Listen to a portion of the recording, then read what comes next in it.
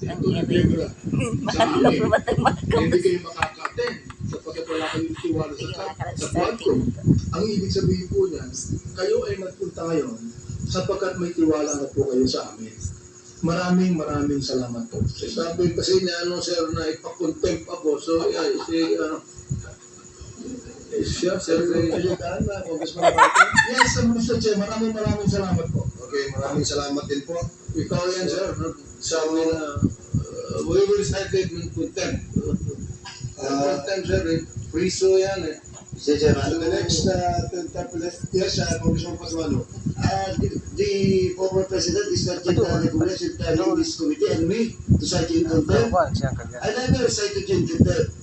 But believe you me, I will not hesitate to cite you in contempt. If you violate these proceedings, then tell us, I will not proceed. Bukuya kita.